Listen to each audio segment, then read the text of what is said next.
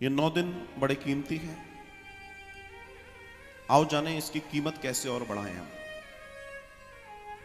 इन 9 दिनों में जो लोग व्रतधारी हैं, जो लोग व्रत कर रहे हैं, व्रत करने के अपने अनेकों नियम हैं।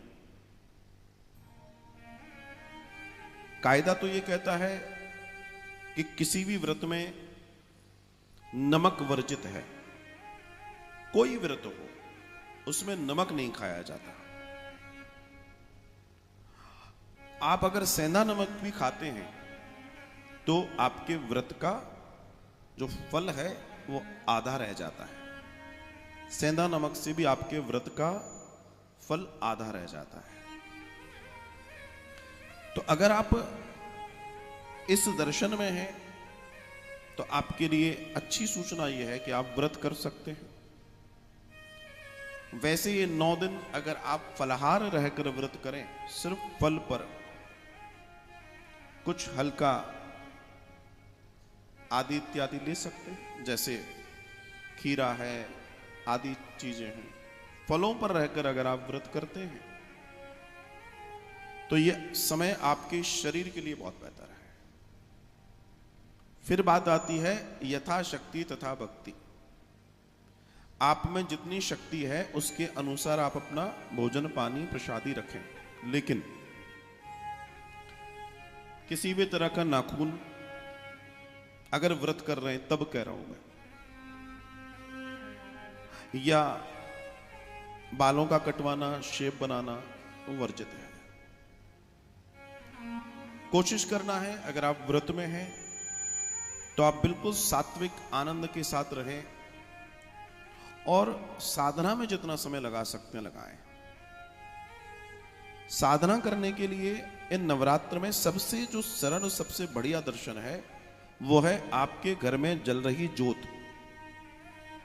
अगर आपके यहां अखंड ज्योत जल रही है तो रात्रि के प्रथम प्रहर में 10 बजे के 11 बजे के बाद आप उस नहा धोकर बैठकर सिर्फ उस ज्योत को देखें, सिर्फ उस ज्योत को देखें।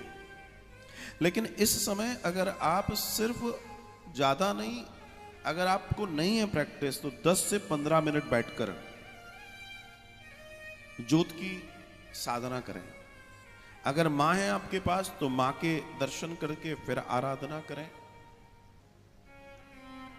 और ध्यान रखिएगा ये साधना बहुत दिव्य है, आपके जीवन को बदल देगी।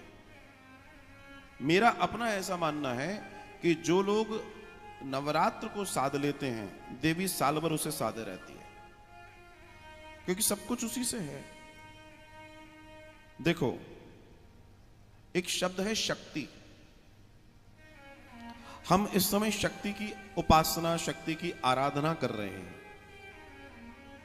शक्ति को इंग्लिश में क्या कहते हैं? पावर। सब कुछ पावर से चल रहा है, शक्ति से चल रहा है। ये लाइट, ये साउंड, ये म्यूजिक, ईच एंड एवरीथिंग, सब जो भी आर्टिफिशियल प्रकाश हम जलाते हैं, सब करते हैं, कैसे हो रहा है? पावर से, शक्ति से। हम जब बीमार पड़ जाते हैं तो बीमार पड़ने पर हम क्या कहते हैं? शक्ति कम हो गई, अब शक्ति नहीं रही। हम ये नहीं कहते कि अब राम कम हो गए, राम नहीं रहे, श्याम नहीं रहे। हम क्या कहते हैं? अब शक्ति नहीं रही, पहले की बात और थी। तो मामला शक्ति का है, इस बात को ध्यान रखना। यह शक्ति की उपासना का समय है। इसमें आप उपासना जितना कम खाएंगे उतनी आपकी उपासना और मतलब उत्तरोत्तर प्रगति करेगी। सात्विक रहिए, सरल रहिए, कम से कम बोलिए। और जब आपने रात में साधना कर ली तो आपके हृदय में, आपके अंतःकरण में मां का चित्रपट छप चुका होगा। तो सारे दिन में जब भी आपको समय लगे, 1 सेकंड भी मिल रहा है, 2 मिनट भी मिल रहे हैं, आंखें बंद करके पुनः उसकी चेतना में चले जाओ, उस जागरण में चले जाओ। यही आराधना का दर्शन है। ये नवरात्र जागरण के लिए है।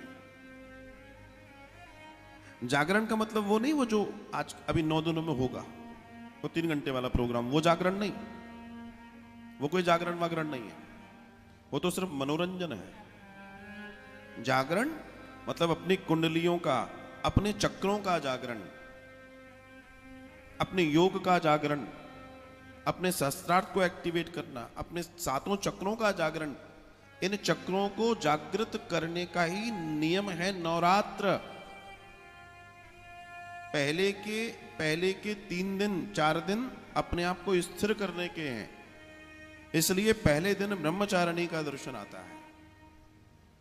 अपने आप को सात्विक कर लीजिए, सब तरफ से समेट लीजिए, सारी चीजों को भुला दीजिए और अपने आप को स्थिर कीजिए, अपने आप को कंट्रोल कीजिए, अपने आप को खान पान से बचाइए, तामसिक चीजों से बचाइए, बिल्कुल सात्विक हो जाइए।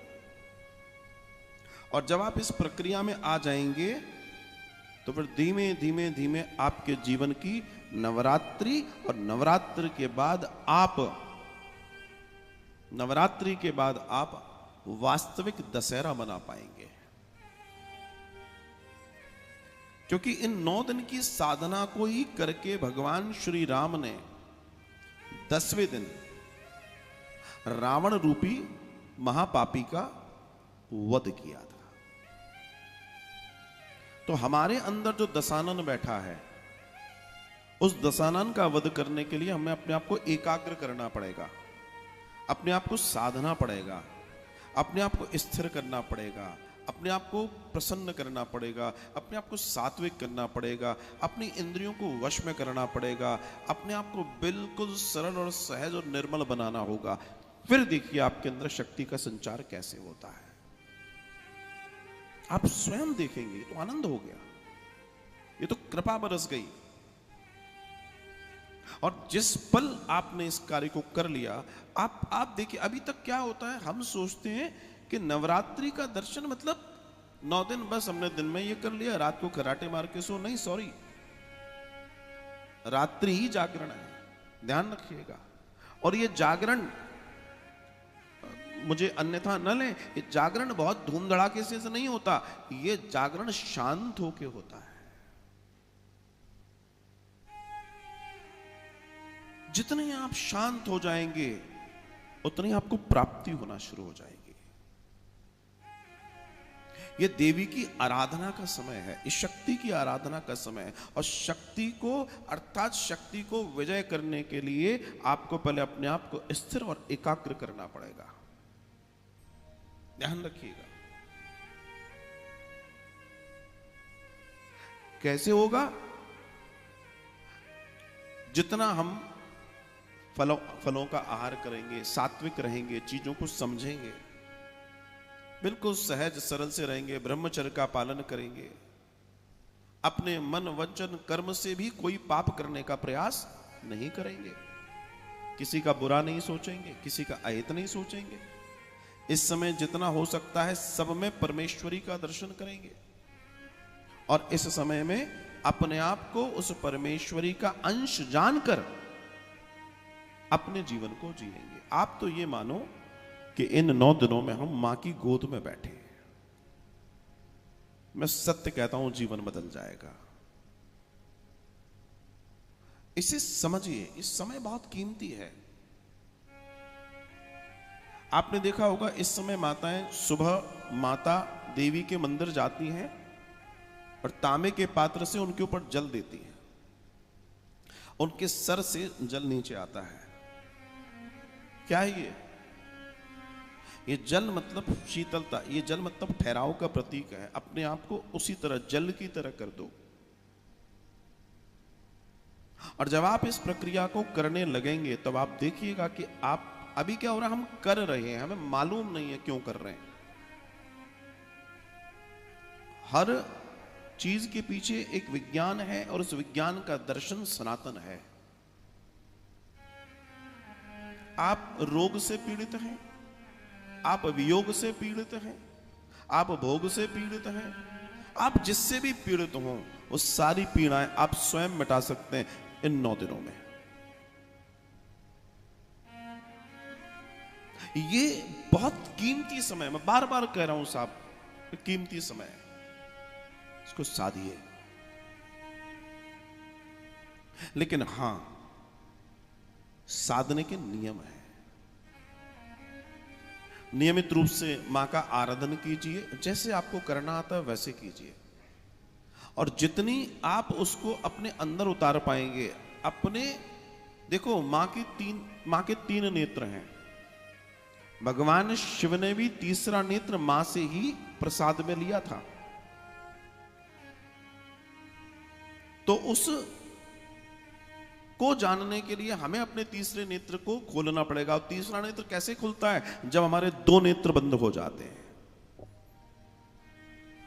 उस साधना में, और साधना का कोई भी नियम देख लीजिए, जब आप अपने दोनों नेत्रों को बंद कर लेते हैं, तब आपके भौं के बीच में ये जो जगह है आज्ञा चक्र, यहां से तीसरा नेत्र खुलता है। वो आपको अंतःकरण के अंदर ले जाता है, वो आपको अंदर की यात्रा कराता है, और वो आपको महान कर देता है। तो असल में इन 9 दिनों में हमें उस अंदर की यात्रा में जाना है, उस अंतःकरण में उतरना है। बाहर से अपने आप को खींच लेना है, बाहर से अपने आप को समेट लेना है, बाहर से अपने आप को बटोर लेना है, एंड देन अंदर उतरना है। अंदर जब भी आप साधना में बैठे, आप बिल्कुल रीढ़ की हड्डी आपकी सीधी रहनी चाहिए, ऐसे बैठें। और शरीर को हल्का करके बैठें, जकड़ के ना बैठें। जब आप साधना में बैठें, कई बार हम रीढ़ की हड्डी सीधे के चक्कर में अपने शरीर को अकड़ा लेते हैं। नहीं, सहज भाव से अपने शरीर को ढीला करके दोनों हाथों को अपने घुटने पर रखकर बड़े प्रेम से मुस्कुराते हुए मां का दर्शन कीजिए, या ज्योत जल रही है, ज्योत का दर्शन कीजिए।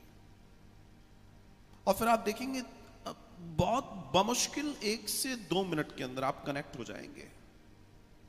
और फिर क्या होगा? फिर आप उस ओज को महसूस करेंगे, जिस ओज को महसूस सामान्य व्यक्ति नहीं कर पाता, क्योंकि हम लोग सुबह से लेकर रात तक दुनियादारी में लगे हैं, काम क्रोध मद मोह में लगे हैं, इन सब में लगे पड़े। हाँ, शुरुआती दौर में समस्या होगी। क्यों होगी? कई लोग मुझसे पूछते भी हैं, तो मैं एक ही जवाब देता हूं, भैया 24 घंटे, मान लो तुम 15 मिनट पूजा में बैठ रहे हो, तो 23 घंटे 45 मिनट तुमने जो काम किया है वो प्रभावी है, उसको छटने में समय लगेगा। और अगर आप उस प्रभाव से बचना चाहते हैं तो रोज प्रैक्टिस कीजिए। कई बार मुझसे लोग कहते हैं आजकल हमारा पूजा में मन नहीं लगता। कोई बात नहीं, खाने को भी मन नहीं होता कभी कभी, लेकिन फिर भी थोड़ा बहुत खाते हो ना, शरीर चलाने के लिए। आप अपने नियम को मत तोड़िए। अगर आपकी अम्मा हैं, उनका सुंदर अभिषेक कीजिए, उनका अर्चन कीजिए, उनको प्रणाम कीजिए, और उनको सर्व स्वरूपा जानकर आप बस ये सोच लो कि यही वो समय है, मां अब बस तू हम पर कृपा कर दे। और आप सत्य मानिए, जगत जननी जगदम्बा परम्बा भगवती सबका कल्याण करने वाली है। वो सबके जीवन को सुखमय आनंदमय कर देने वाली है। आपके लिए, हमारे लिए ये सुनहरा समय है जब हम उस ऐश्वर्य को, उस ऐश्वर्यशाली जगदम्बा को साध सकते हैं और अपने जीवन में उतार सकते हैं।